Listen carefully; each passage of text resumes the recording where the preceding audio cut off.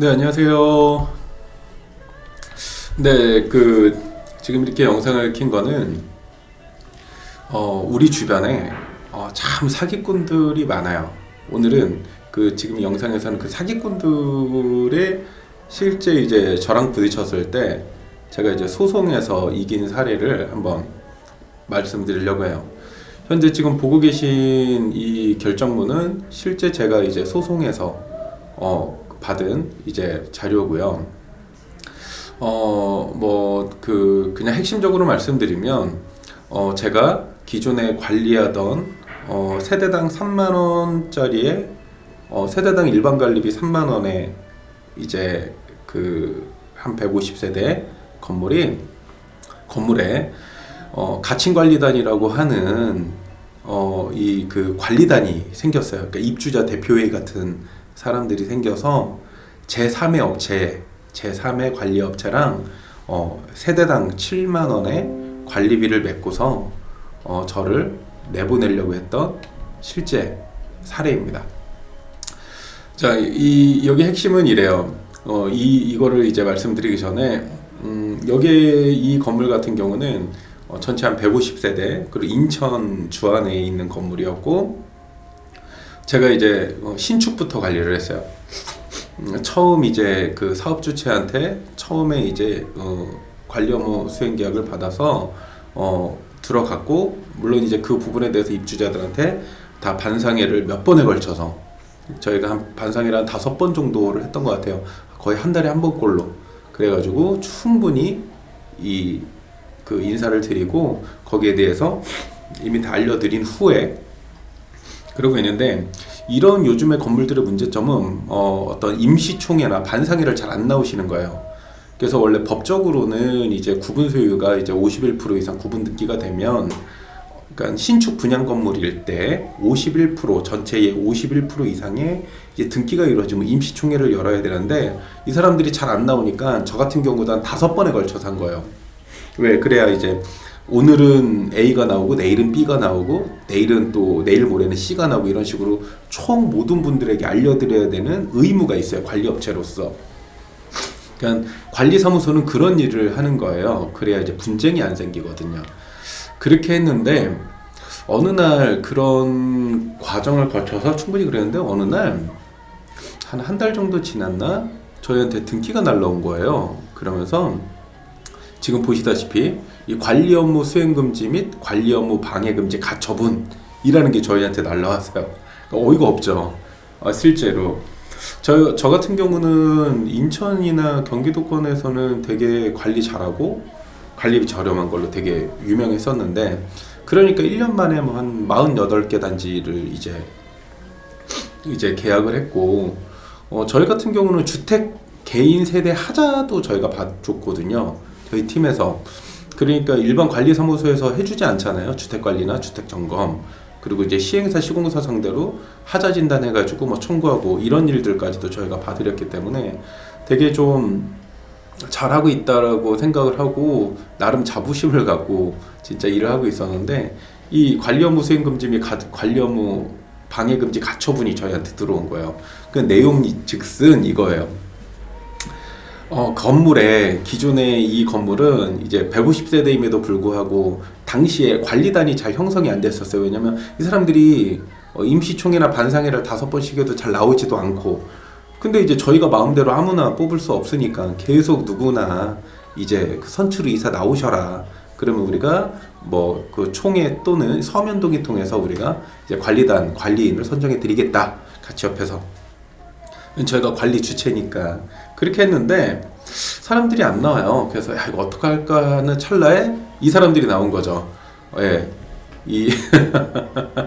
이게 가칭으로 얘기할게요. 그냥 이 백영한 씨라는 관리인이 나온 거예요. 백영한 씨라는 제가 그냥 가명으로 할게요. 그냥 백영한이라는 관리인이 나왔대요. 관리인이라고 하면 우리가 아파트의 입주자 대표회의 격이에요. 대표 같은 사람인데, 우리는 이제 깜짝 놀랐죠. 여태까지 사람들이 이렇게 모이지도 않고 저희가 반상회를 몇 번씩이나 했는데도 5번씩이나 했는데도 모이지 않았는데 어떻게 이 사람이 관리단이 됐을까. 근데 알고 보니까 이 사람이 관리단이에요 라고 내가 그 회장이에요 라고 딱 얘기하는 게 그냥 말로만이 아니라 우리가 이제 관리단이나 입주자 대표회가 되면 이 건물의 비영리법인을 세무서에서 받아요. 그게 이제 확실하거든요. 비영리 고유번호증을 갖고 있는 거예요. 그래서 저는 제 딴에는 상식적으로 이해가 안 가는 거죠. 150세대 건물에 지금 그 구분 소유자가 실제 사는 사람들이 한 50%도 안 되고 나머지는 다 임차인인데 임차인 중에서도 대부분 다 투표들을 안 하는데 어떻게 입주자가 돌아다녀서 입주자들이 해서 했나? 뭐 그렇게 생각을 했죠. 그래서 그러냐 그러면 어떤 식으로 했는지 그럼 보여줘라 그러니까 안 보여줘요. 그 뭘 안 보여주냐면 이제 관리인이나 관리단, 입주자 대표 회의, 그러니까 내 건물의 회장이 됐으면 투표한 용지가 있을 거 아니에요. 누가 201호가 누가 동의했고 203호가 누가 동의했고 뭐 이런 게 있을 거 아니에요. 그러니까 그거를 좀 줘라 그러니까 그걸 안 줘요. 그래서 그때 약간 의심이 들었죠. 제가 얘네 뭔가 있구나. 그래서 저희 직원들이 있다 보니까 저희가 사실관계 확인서를 받으러 다녔어요. 전체 150세대에 구분 소유자 정보, 임대인 정보는 저희가 다 있었고 임차인 정보도 다 있었기 때문에 일일이 다 확인했어요. 그리고 이제 직접 찾아다니면서 이제 사실관계 확인을 받기 시작했죠. 그랬더니 얘네들이 이 관리인이라고 하는 이 회장, 이 배경환 씨가 어떤 식으로 받았냐면 배경환 씨랑 몇 명 있어요. 같이 이렇게 원래 건물이라는 게 그 아파트나 뭐 지식산업센터나 뭐 어떤 상가나 어떤 이렇게 조합이나 어떤 이렇게 사람들 무리로 이렇게 댕기면 자기네들이 이제 파가 생겨요. 자기네들 파가 생기는데 이 쪽파 같은 애들이 생기는데 그 쪽파 같은 애가 배경한 및 몇 명 이렇게 있는데 얘네들이 어떻게 했냐면 원래는 이제 집합건물법이나 이제 공동주택관리법인데 이제 이 건물은 이제 오피스텔이니까 집합건물의 소유 및 관리에 관한 법률로서 어떤 임시총회나 선출이나 이런 걸 했어야 되는데 그걸 싹 다 무시하고 이 적법하게 하지 않고 표준관리규약이나 집합건물의 소유 및 관리에 관한 법률에 따르지 않고 얘네들이 어떻게 했냐면 무조건 그냥 집집마다 다니면서 동의를 받은 거예요. 그러니까 뭐라고 받았냐면 제가 이제 입주자 대표회의를 하려고 합니다로 받은 게 아니고 우리 지금 하자가 많은데 하자를 안 봐준다. 이거 하자 동의를 좀 해야 된다. 그러면서 하자 동의로 동의를 받은 거예요. 그래가지고 그 동의서를 받은 거를 교묘하게 제목만 바꿔서 세무서에다가 이 비영리법인 고유번호증을 신청을 해서 본인이 이제 관리인 회장이라고 이제 자기 자신을 추대한 거죠. 그러니까 선출 과정에 문제가 있었던 거예요. 그래서 저희가 한 150세대들을 한 달 정도 집집마다 다니면서 사실관계를 확인을 했어요. 그래서 사실관계 확인서라는 걸 만들어서 실제로 동의를 했냐, 그럼 어떤 부분에 동의를 한 것이냐, 그리고 이 관리인 회장이라는 배경환 씨라는 사람을 추대하기로 결정한 것이냐, 그리고 당신은 뭐 세입자냐 아니면 임대인이냐 뭐 이런 얘기를 했죠. 그리고 임대인한테는 세입자가 사인할 수 있는 이 건물관리 운영에 있어서 모든 투표나 이런 결정을 할 수 있는 결정권을 준 사실이 있냐라는 거를 저희가 이제 받았더니 역시나 아니었던 거예요. 그 내용입니다. 그래서 저희가 이 소송을 이겼어요. 그러니까 문제는 이 소송을 이긴 게 중요한 게 아니라 저도 이제 관리를 하면서 이 최소 한 5개월 정도 동안 반상회를 한 5번씩 하니까 입주자들하고 친할 거 아니에요. 저나 저희 직원들이. 그래서 저희가 너무 어이가 없으니까 잘하고 있는데 그리고 관리비도 싼데 우리는 안 하면 안 했지 이런 생각이 있거든요. 어차피 관리비 싸게 해주고 관리를 잘해주기 때문에 그래? 뭐 하지 말라 그래 싫으면 이런 마음이 항상 있어요. 왜냐면 우리가 굳이 막 이런데 이제 구설수에 이르는 것도 싫고 휘말리는 것도 싫고 어차피 싸고 잘 해주고 있는데 기존에 있는 관리업체들보다 훨씬 어떤 뭐 시스템도 좋고 저 같은 경우도 당연히 제가 직접 하니까 더 전문성도 있고 한데 그렇죠. 근데 이제 막상 현장 가서 이렇게 물어보면 거기 같은 경우도 200몇 호인가 그 아주머니가 계셨는데 저랑 좀 이제 대화가 되는 항상 이제 몇 번 보니까 아무래도 입주하고 나서 뭐 하자 같은 경우도 제가 다 가서 고쳐주고 접수도 해주고 뭐 이런 일을 하다 보니 친해졌을 거 아니에요. 그 얘기를 하는 거죠. 그래서 제가 이런 게 저한테 날라왔다. 여기 지금 1300 몇 호인 이 배경환 씨라는 사람이 관리인이 됐고 회장이 돼서 뭐 저 이제 계약 해지 당했다. 그러니까 깜짝 놀라는 거예요. 자기네들은 그런 사실을 뭐 들은 적도 안 적도 없다. 그리고 배경환이라는 사람을 관리인으로 뭐 동의한 적도 없다.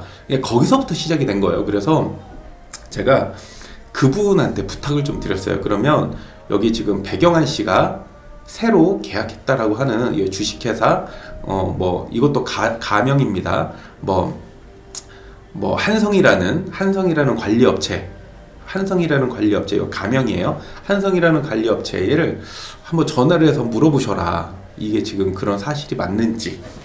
그래서 이분이 제가 이제 네이버에서 이 업체를 찾아서 전화번호를 드렸고 이분이 전화를 하신 거예요. 하셨더니 본인들이 계약한 게 맞다. 그래서 이분이 그럼 나는 입주자니까 우리 계약서 좀 받아볼 수 있냐. 그러니까 계약서는 못 준다는 거예요. 그래서 왜 계약서를 못 주냐. 내가 관리비를 내는데 뭐 사본이라도 줘라. 뭐 그래야 배경환이라는 사람하고 계약한 걸 알지 않냐 했더니 거기서는 그 계약서는 못 드리고 뭐 다른 그냥 내용은 알려드릴 수 있다. 그래서 제가 이분한테 그럼 관리비 얼마냐고 툭툭 찔러서 물어보니까 관리비를 75,000원에 계약을 했다는 거예요. 그러니까 저희가 기존에 3만 5천 원 정도 받고 있었거든요. 75,000원에 계약했다는 거예요. 그러니까 상식적으로 이해가 안 되잖아요. 3만 5천 원에도 아주 풍족하진 않지만 그래도 관리가 원활하게 되고 있는데 7만 5천 원이면 한 호실당 4만 원이 넘는 비용의 차익이 발생하는데 150호실이에요. 그러면 한 달에 600만 원이 어디로 사라지냐 이거죠. 그러니까 거기서부터 시작을 한 거예요. 그러니까 이 아주머니도 화가 나서 이거 좀 어떻게 할 수 없냐 그래서 제가 저희 변호사를 통해서 이 사실관계 확인을 통해서 결국은 한번 잘 읽어보겠습니다. 거기서부터 시작이 된 거예요. 내용이. 자, 채권자라고 하죠. 이 사람들이 신청했으니까 뭐 주안에 있는 땡땡 관리단 그리고 뭐 여기 대표자 뭐 배경환 그리고 두 번째 이 배경환이라는 관리단하고 계약한 주식회사 한성이라는 이 가명입니다. 가칭으로 했어요.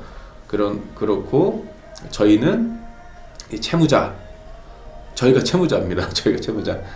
제 회사 세신이 의미인 씨 지금도 이제 법인 가지고 있죠. 제가 당시의 법인이 제 동생인 박태진이었어요. 그래서 이렇게 해서 다 주문. 자, 채권자인 주안에 있는 관리단의 신청을 각하한다. 그리고 채권자인 주식회사 한성이라는 그 업체의 신청을 모두 기각한다. 그리고 세 번째 소송 비용 중 채권자 아이고 이름이 나와버렸네요. 어쩔 수 없네요. 그때 여기 관리단가에 생긴 그 채권자 그 배경환이라는 사람과 그리고 한성이라는 업체 사이에 생긴 채무는 뭐 본인들끼리 각각 부담해라. 뭐 이런 내용입니다. 자, 신청 취지는 이래요. 자, 신청 취지는 그러니까 저희한테 이제 들어온 거죠.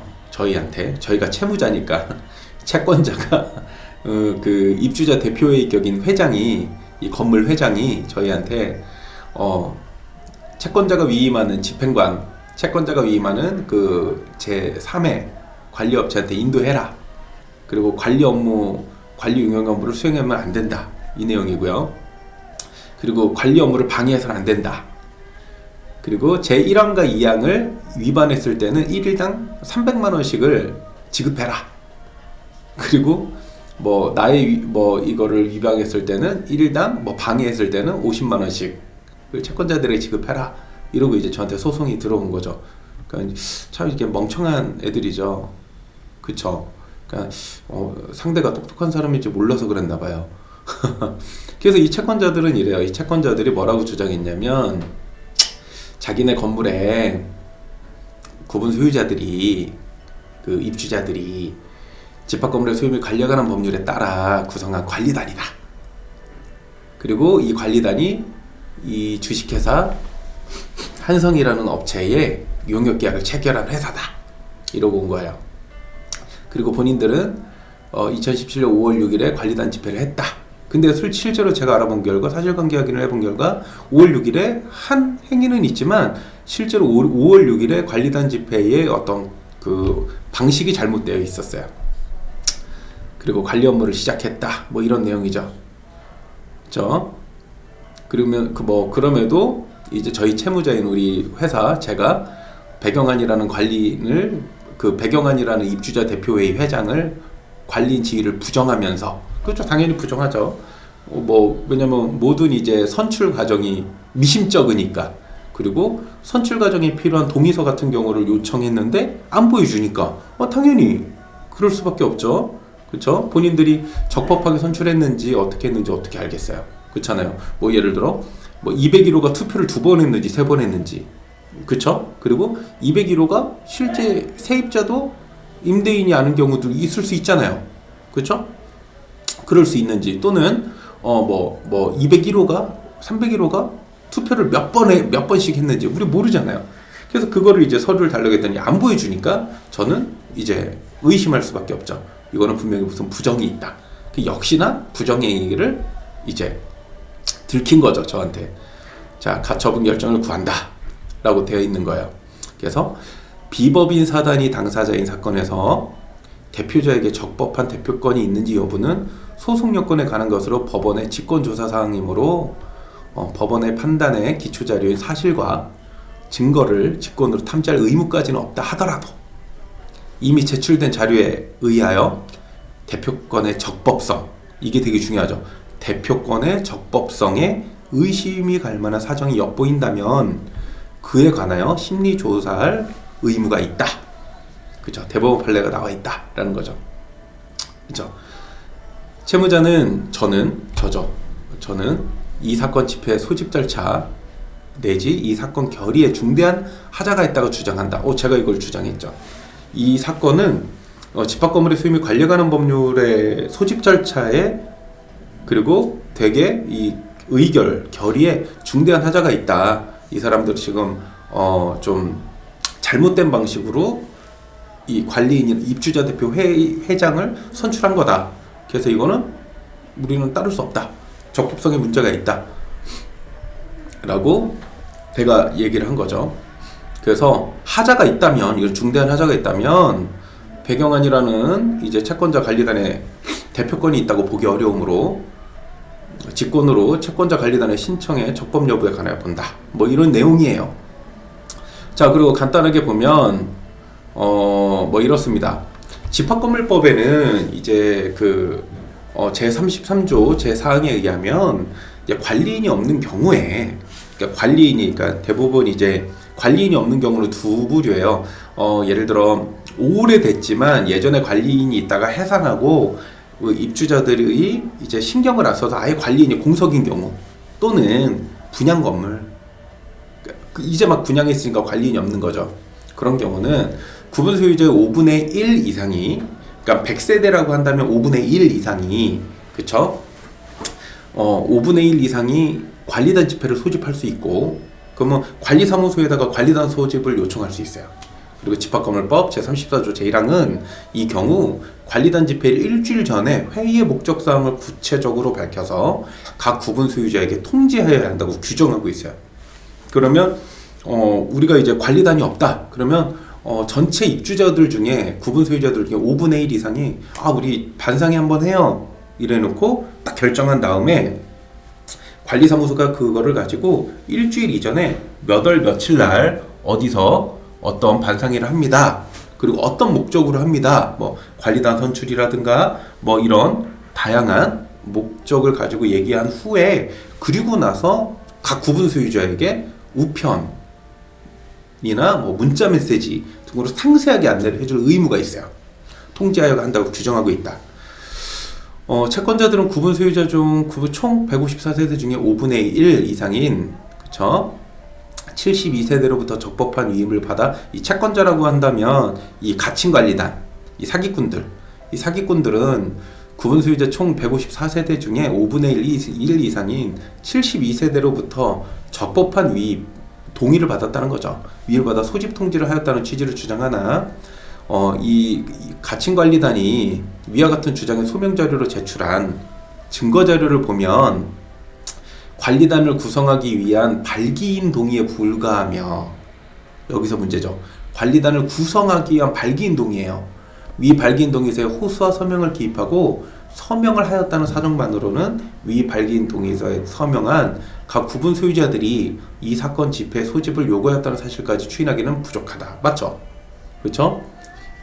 이 사람들이 어떤 그 반상회가 필요할까요? 라고 하면 네 필요하죠 라고 사인한 거지 이 사람들이 반상회 합시다 라고 한 건 아니라는 거예요. 그렇죠?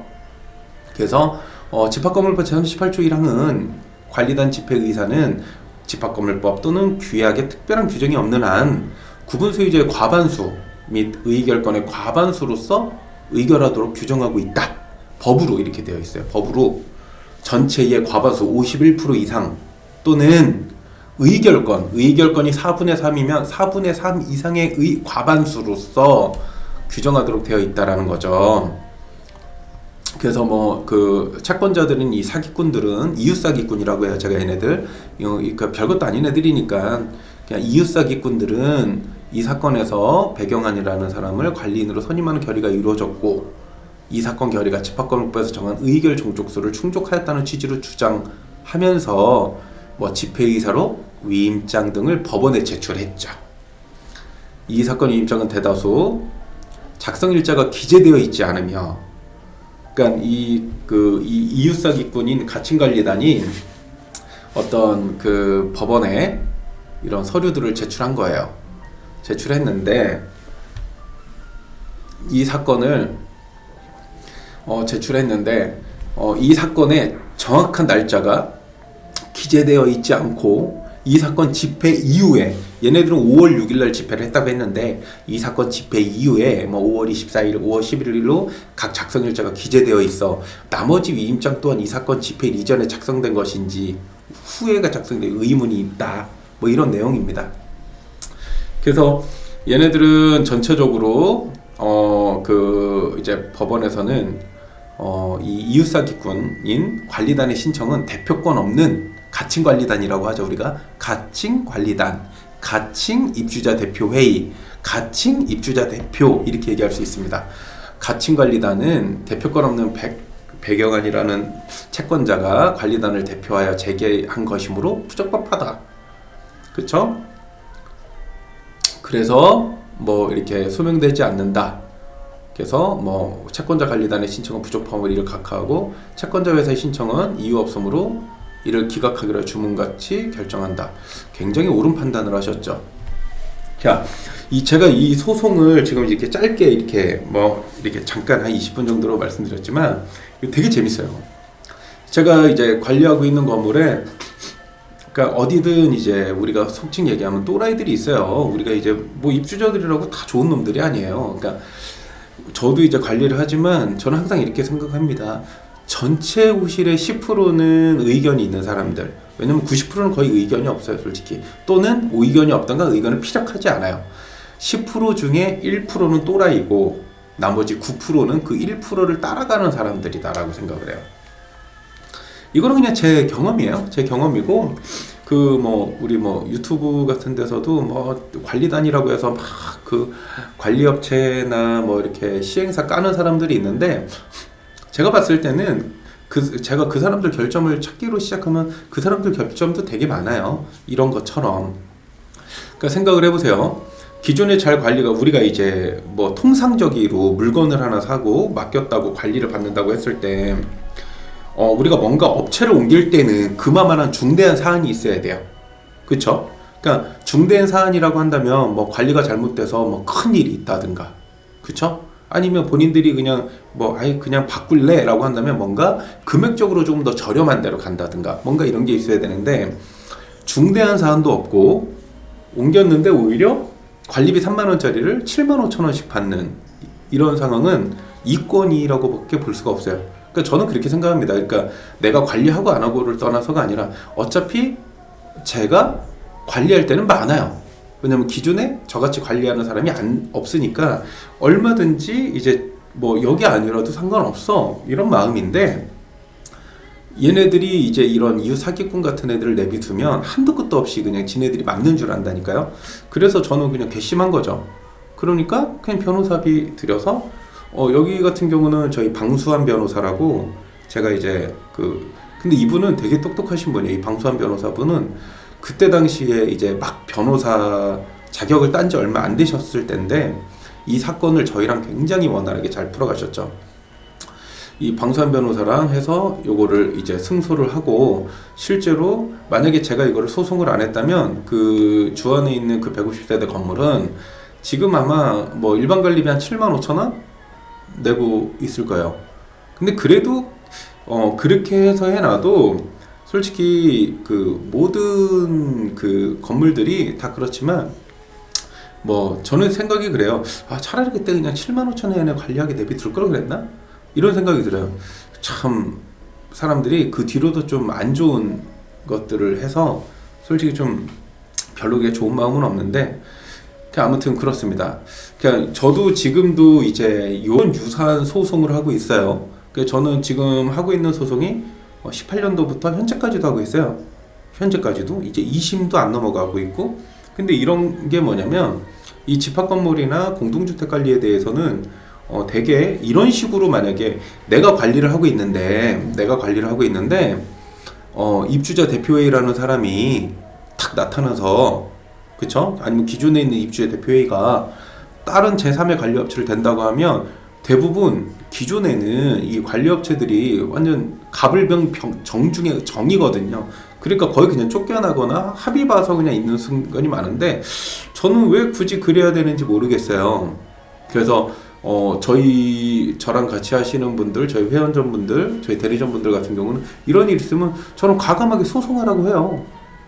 우리가 잘못한 게 없는데, 그러니까 잘못한 게 없을 때 문제는 이거죠. 문제는 내가 잘못한 게 없고 내가 집합건물법에 따라서 그 표준관리규약에 따라서 잘 관리했다면, 내가 굳이 내가 내 사업을 하면서 왜 굳이 그 갑질을 당하고 그럴 필요가 없다라는 거죠.